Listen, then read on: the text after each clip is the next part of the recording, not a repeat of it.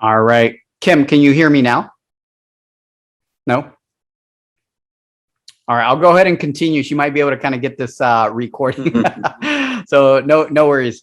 So with target personas, kind of I was trying to kind of get, so Sal, because I want to kind of get an example of what's going on. Sal, who do you usually target? Kind of like besides just distressed sellers, who is your main target? Probate. Probate? Probate people, also doing evictions to landlords. And the last one is, yeah, that's it. Yeah. Okay. So creating, for example, and we're going to be creating a lot of this stuff for you in your level that you're in with us. But think about it. Each blog, even though we put it out there, we go after certain keywords. There might be some input that you can kind of put in as we kind of go through this funnel, because that should have a funnel connected to it. Maybe it's one of the blogs. Maybe the blog is supporting a pillar page, kind of the main service page for this particular persona. So just want to kind of make sure that we understand that. Now we're going to go to the actual traffic sources. So how do we bring in people into our funnel? So this kind of gives you an overall kind of view of the different ways. So it can be direct. So direct is someone basically typing in your URL, right? Now, direct can be you handed a business card to somebody and they typed in your URL into Google, or not even to Google, but into their browser. It could be that they clicked a link in an email, right? Something like that. So that's kind of direct, where they didn't have to search much. Someone gave them something and they clicked it and it came direct. SEO, you kind of pretty versed on what that is all the keywords, optimizing your pages on your website with certain keywords to then rank on Google for the search results. Paid, if you're going to do some Facebook ads, Instagram ads, just Google ads. So paid is a big one as well to kind of generate instant gratification in your campaigns to start generating some traffic to the site. Social is big. If you're going to be doing a social campaign around, say you are doing this tired landlord situation, all the different versions of tired landlords or what they're dealing with, you should have a ton of posts on social media so you can become the expert around that. Not only that, does that give the visitor on your social media platforms. Now, it's not just Facebook. Instagram is huge for this as well. You have that content, you become the expert around or seen as the expert around this particular subject. Then they seek out your particular brand. Obviously, if they type in your brand, they'll find your URL to your website and they get there. And then referrals, right? So this can be something like, for example, we build on our higher, actually, Kim and Sal, you guys are part of our higher end kind of packages. We build guest blogs, links on other websites. Well, those websites can generate traffic as well for those topics and essentially refer traffic back to the site. And that's important for us to know, because if we happen to build a guest post or something like that on another site that's consistently bringing traffic to your site and maybe even giving you some good quality leads, then we probably want to do some more guest blogging on that site on other topics, right? So these are important. And these are kind of sources, traffic sources for all levels of the sales funnel here. All right, so we kind of already covered this here. The other one that I want to cover here, besides the source, the traffic sources, is the return paths, right? So these return paths basically are just ways if somebody actually falls out of the funnel. So if they're in here, they kind of get here through one of these sources, they fall out, you have to have a game plan. And that's why Sean right now is really pushing on the fact, we just launched Lead Vault. It doesn't matter if it's Lead Vault or not, but Lead Vault, we built it exactly for this. In this case, it's going to be email, right? Building that email list and bringing these people back into the funnel. Now, we can drop them in different stages. We can even drop them in at the top, or if it's a very specific avatar and they opted into a certain area, then we can drop them in to that pillar page, right? Or that type of content we can provide them. So that's really important. Obviously, if you're doing paid ads, retargeting. That's huge. When you start building that list and you can do retargeting, now they've been to your site before, they recognize that, but then when you start hitting them with additional ads, becomes very powerful because your brand, now they're seeing your brand. And I believe it's 5 to 7 times people have to see your brand before they actually start kind of thinking about it as a potential option for them, right? So it's a great way to kind of get in front of them. So let's start with going from top to bottom here, top of the funnel. This is basically the top of the funnel is going to be when you create blogs. We kind of push a lot on blogs, video, podcasts. So what I want to do is kind of stop here a little bit and kind of go through each one of these because these are the ones you see us create a lot when it comes to your particular campaigns, especially the blogs, because that's a lot of different, that's SEO. That's when we do our keyword research, not only around just general we buy houses, but we start getting into your avatar type topics, right? Video. Right now in your campaigns, we create city page type videos that put us, put a footprint on YouTube. But I know, Sal, you and Chris actually do some additional videos. Well, this is when you start hitting that avatar, right? You start creating content, not only about, just, the distressed sellers, but maybe a project you're working on, or maybe an offer, some of the stuff that you can actually create as well. If you have something going on in the community, a lot like a press release, but you're doing it with video. If you put your stuff out there of how you're getting involved, and then in the video, you talk about what you do, but then you show what you're getting involved in the community and the importance of it. That's another way to really capture people's attention that might not be looking otherwise, right? And then one we do quite a bit. I know, Kim, you guys have the real estate view, and then us over here at Top Results, we have the Web Buzz podcast. So podcasts are another great way to get out there. I know for us, it's been huge. The content we put out there, we're very consistent with it. I know, when we went into vacation into 2021, 2022, we lacked on it, but now we're kind of back on it. That has brought organic inbound traffic to our site and leads, just people that just don't know us and ran into one of our podcasts. So that's a huge way to get your brand out there. And that's, if you notice, this is top of the funnel stuff. These are people that essentially do not know you, do not know your brand. And it's just a way for you to communicate some kind of value to them and start building that relationship, right? You're not trying to sell them anything. You're just trying to give them some value. Okay. And then the metrics. So we're going to kind of look at a couple metrics here, what you should be looking at the top of the funnel. So you're trying to acquire new traffic, the segment visitors. So depending on what type of kind of blog post that you're trying to look at, essentially what the funnel's trying to do, are you getting that type of people coming there? Maybe it's a location. That's more on Google Analytics. We can actually look at that because we can see if maybe you have your Houston page, Sal, and you're trying to see if you're getting people from Houston actually clicking on that. Well, that's an important one to kind of look at as well. Metrics on the other side here. You have new visitors, direct visitors, and then the retargeting list. So, Roger, question for you on that top of the list, where you talk about the metrics, because that's obviously important. Where and how do people like us get access to that kind of information? Absolutely. Great question. So 2 ways.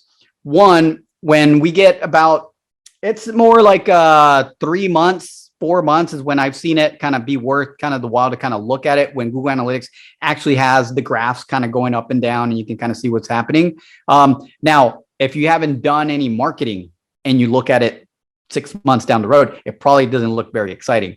It's kind of what both of you guys actually just jumped on board with some tired package. Maybe in 3 months, we start looking at Google Analytics together each month, those numbers are going to start getting excited. We're going to see, hey, we did 4 blog posts. We created some guest blogs. We did this. What happened, right? So that's that's number 1 in our monthly meetings. Number 2, if you really wanted to learn Google Analytics or just hop in there once in a while and check it out yourself, we can add you as a user. It's just some people can get a little intimidated because there's a whole lot in there. And sometimes hard to navigate if you don't know what you're doing, but doesn't mean you can't watch a YouTube video, right? And kind of find your way around, but we can absolutely add you to your Google Analytics if you like. Yeah, I think monthly for us at least would be good. When we do our monthly meeting, it's good enough. Awesome. And yeah, we kind of hit that pretty hard just because that's kind of data-driven decisions that we're making for you, right? And then we're actually talking it out, making sure we're heading in the right direction that you want to be heading in as well.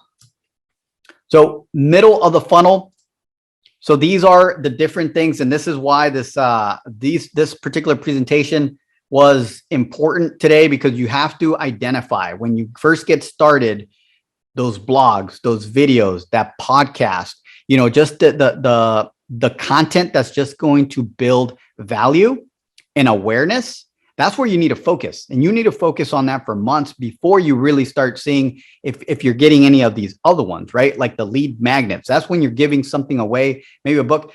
I'll be honest with you, not a whole lot of people are going to download your ebook or any type of lead magnet if you haven't built a little bit of the branding. Even if they don't know you, if they come to your site and they're like, well, this is pretty cool, but then they start searching in other places and you don't exist anywhere on social media, or if when they do a brand search on Google, they start it's kind of an iffy situation.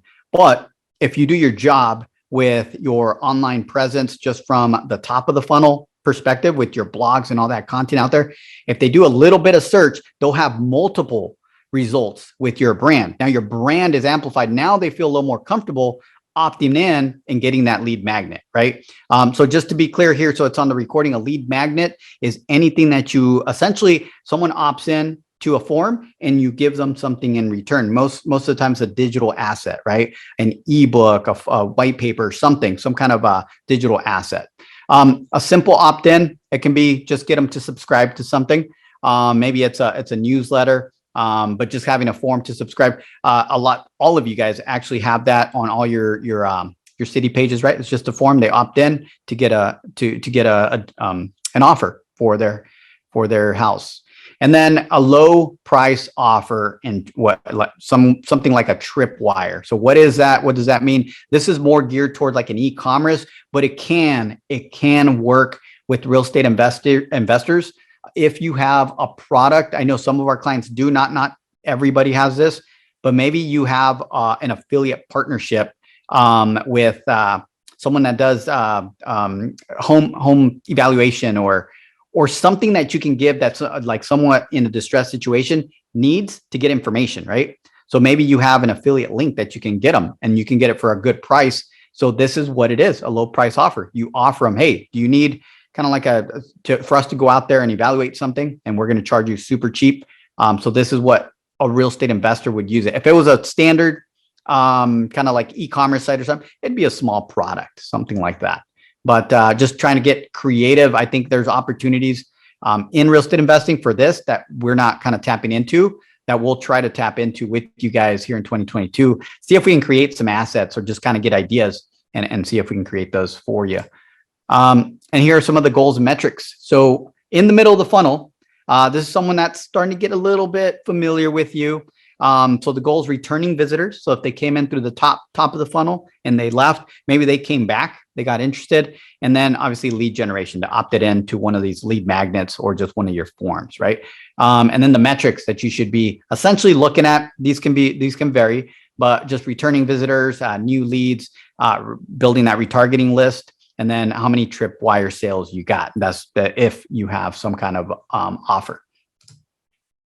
And then bottom of the funnel. So this bottom of the funnel is going to be your core offer for you guys, real estate investors.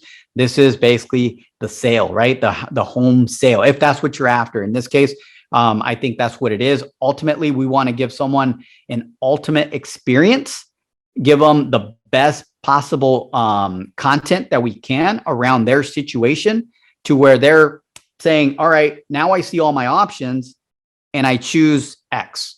We hoping that they choose to sell that home to you at the right price, right? That fixed for you. So this is basically the core offer, bottom of the funnel.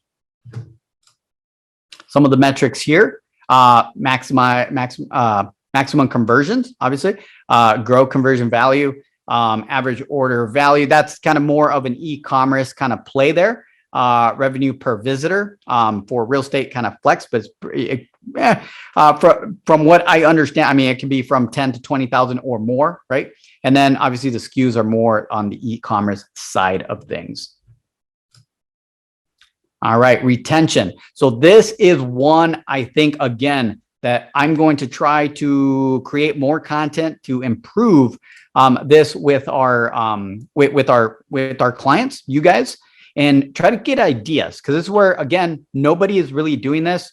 but you can get creative and create something that fits into this for retention. Because that person that sold you their house, they might go into another situation. They might know somebody, whatever it might be. You need to keep that connection. What we've learned with real estate investors is you buy their house and you never touch that person again, right? But if we can create a system where we're providing more value ongoing, then you have more opportunities in pipeline. So one of them, annual events. What does that even mean? You could have a webinar. You could create some kind of webinar where you're offering different types of information. It doesn't always have to be information about selling your house. It could be about buying a house. It could be about loans. You guys have to kind of think outside the box of what does somebody need that just sold a house to you? And that's going to differ with everybody, but maybe they just got out of a foreclosure and now they're going to need a home, or they're going to need a rental property, or they're going to need something, right?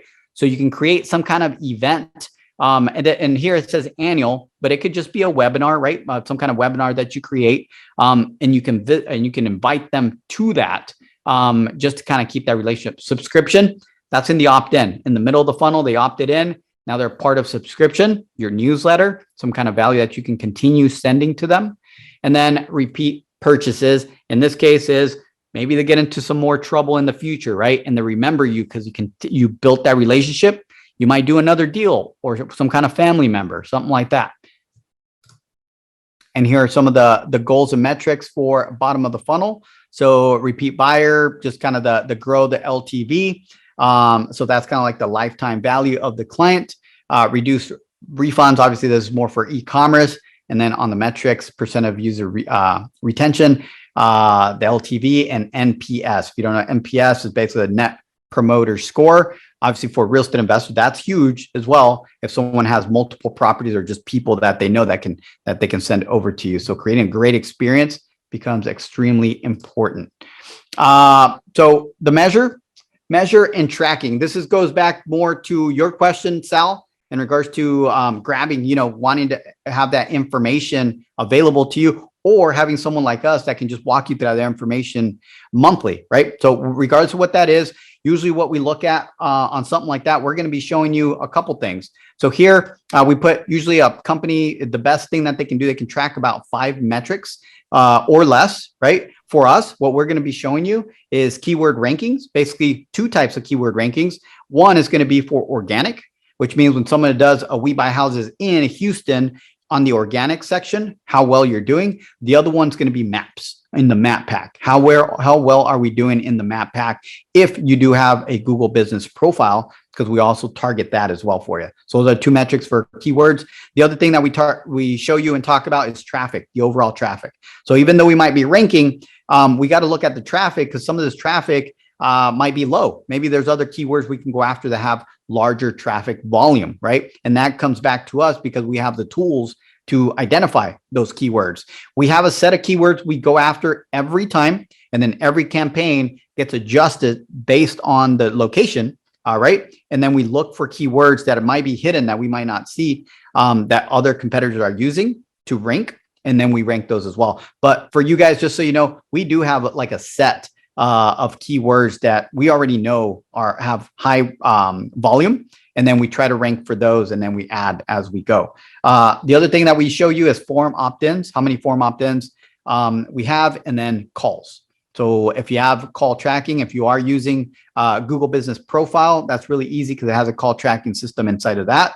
But if you're using LeadVolt, we have that in there. But some of our clients do have something like CallRail or other platforms that we can kind of look at as well together to make sure there is traffic. Because one of the things that we see quite a bit is some of our clients tend to look at their funnels and say, all right, I'm good to go. And then maybe a couple months later, they're like, this isn't working, right? And I'm not getting any leads. Not enough leads. Something's happening. And we look at the call tracking, and it turns out that they have a number of calls. This actually just happened with one of our clients. So it could be something wrong with the phone number. So that's the worst thing that can happen. That's what we found out. Someone had a bad phone number and they had 20 calls in their call tracking. So we used to not track that just because, it wasn't part of our campaign. Now that we do, it is a major game changer, because it's not a lead flow problem in most cases. It's basically a follow-up problem. and we help you identify what that problem is and help you fix it. Okay. Mhm.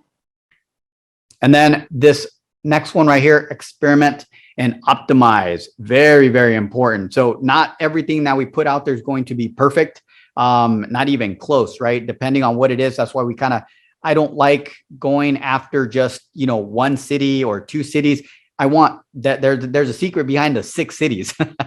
We needed a sample, right, of your area. And that's why 6 is perfect. And then we grow on that. But 6 is a great starting point to get an idea. And then we start optimizing, experimenting. If we add a video to this city, how well is it doing compared to this one that doesn't have it, so on and so forth. So our team does that for you. But if you're someone like Charles that hasn't upgraded, right, he's doing this becomes very important because now he's going to be producing his own videos and things like that he wants to put on the pages. Now I'm going to have to add them to Google Analytics, and he's going to have to track that. That way he can make adjustments as needed. For you guys, Sal, Kim, we do that for you. We actually look at that. We optimize. Obviously, our monthly call, we'll kind of bounce some ideas around with you, make sure it's appropriate, right? But in most cases, it's pretty standard stuff that we can just apply right away.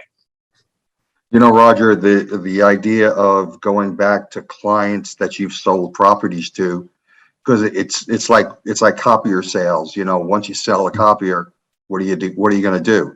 Well, there may be other services that you can offer them, and it's a lost lead that you've built, you spent a lot of money on. So there's got to be some things that we can do, even if it's just a letting them know that you have a referral business too, referral service.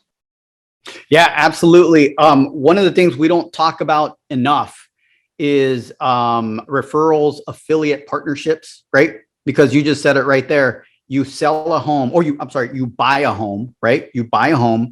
That person that you bought that home from, kind of said it earlier in the call, what do they need? You have to figure that out, right? And you create those. The other thing, you might be the type that actually sells that home as well, right? You might be the business that sells it as well. Well, there's another opportunity to build that affiliate partnership with somebody to make more money. So absolutely, the follow-up and that retention follow-up, that is major, major. So here on the experiment and optimize, just a couple examples here, just like people reading another blog post, entering their email address, purchasing the core offer, whatever that might be. You take those from each funnel and you compare them and see what's working so you can optimize for each one of them. If something's working somewhere else, you might want to try it there. Once again, on this call, probably Charles would be still on the foundation. So he would do this manually for you guys. We'll be sharing what we're doing with you every month. And in most cases, when we do make some changes like this, it does take about 2 months or so for it to actually take action and see what's going on, right? So we keep looking at, but in the meantime, it's not like we're sitting around. We are optimizing for other keywords, trying to go after more traffic and so on and so forth. And if you do all this, this is basically the end. You get a loyal customer.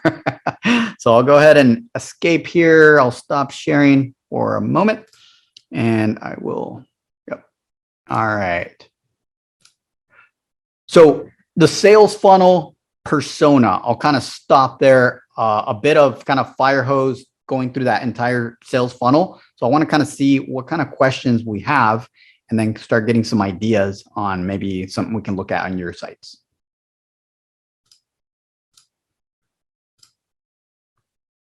And you can just unmute if you guys have something. And this is just open conversation. Yeah. I stepped away, so I didn't get to hear some of it. Can you hear me? Yep, we can hear you now. Before we couldn't hear you. So we're good now. Okay. No, yeah, I had to step away and take a call, so I missed some of it. So I'm going to have to watch the replay, of course. Sure. No problem. Sal, you probably have some things. What you got? Yeah, I'm anxious to see the data behind the funnel, the steps of the funnels, because that will quickly, statistics don't lie, when we were coaching in sports, would say film doesn't lie. You could say you made the great block, but if it didn't show up on the film, then it didn't happen. But it's the same thing with statistics, right? If it's not there, it's not there. And that's something, where my son and I just sit at each other and you could see that's his side over there. And we tend to turn around and look at each other and say, did that work? That's really not good. We need to have data to tell us, or someone like you guys to say what you're doing is or is not. No, absolutely. Absolutely. I'll show you guys an example, just kind of a quick, it's a pretty new website. Well, not even, it's going on its third month, and it's in a low competition market. But what are we looking at? Just so you guys can kind of compare to your sites and see what's going on. So let me share that. Let me bring it up here.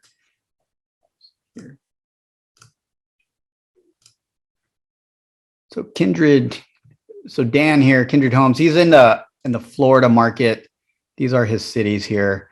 And since he's in a lower competition market, his pages tended to rank pretty good and he is in a dominator level, or I'm sorry, accelerator level. So we did do some things, but his campaign kind of grew really fast. So with him, something that we're going to be doing is adjusting certain things for that market, right? So for example, I'm going to take his keyword here, just one of them, pop it in. I already kind of adjusted my browser to this location. So here, this is, I call it a missed opportunity, and something that you guys kind of have to look at, because look at where he's ranking organically. He's number 2. He's doing very well. But he's brand new, so the metrics might not show a lot, but where we're missing, and I'm helping him through this process right now, is that he does not have a Google business profile. And currently he's trying to get to that point. Now you see, if someone organically put this in some kind of version, because a lot of them kind of fire off these results here, different versions of the keyword, the ads, instant gratification, someone that doesn't know is going to click on ads. That's why you get those leads right away up here, right? But a lot of people are starting to get smart, and they're like, I know it's just a landing page, a sales pitch, right? So they want to see local businesses. They want to talk to a person. So they go here. What does Google do? Puts them in the map pack right away. And that's why we're pushing towards you. That Google business profile is becoming extremely valuable, because after they do this, they kind of click. Imagine if they see your brand here, here, here, and they see them here. So his next step is to not only rank here, but get them into the map pack. Now, once they click here, though, we're trying to kind of like what Sean says, right? We're trying to get them to marry us right away. So could this be exactly what we want? From an SEO standpoint, I think the keyword, and I want to kind of be very clear on that, the keyword they put in, it's a buying keyword. It's a selling keyword in this case, right? Buying or selling. They're ready to take some action. So it makes sense for them to get redirected to the landing page, but their blog can be full of more top of the funnel type stuff, right? And that's where the sales funnel, because your blog is going to be probably the main place where someone's going to come in. That's what we've seen. So at the main place they'll want to, they're not even thinking about selling their home. They're thinking about finding a way out. So you got to be think about, what are all the possible questions my avatar is looking for, and let me give them that value on top of the funnel. I don't want to sell them anything. And then for the call to action, we'll make it as simple as, call us, or, if they want, we'll redirect them to the city page, because we do business there. So we would redirect them. But in most cases, it's just going to be the phone number if they want to call us for more information. What happens is that those people will start clicking around the rest of your site. And that's why we have to be ready and possibly have multiple blog posts around a certain subject. So you will find multiple blog posts about foreclosure on your site, or bankruptcy or whatnot, because we want to make sure that we hit all the ones. And obviously with our tools, Ahrefs kind of tells us the volume of the exact keyword. So we're not kind of randomly kind of picking. We're making sure we're optimizing for very specific keywords around that subject. And that's obviously our first goals, top of the funnel stuff, and try to bring them in. Good? Yep. All right, guys. Any additional questions? I had 2 questions. I'm not sure if we want to record these or not, but that's I can. If that's kind of like the relay, I can go ahead and pause. We have a few more minutes still, so I'll go ahead and stop the recording, and we can get just generalized SEO stuff. Yeah. So because it may not relate totally to the target persona sale funnel, but it might.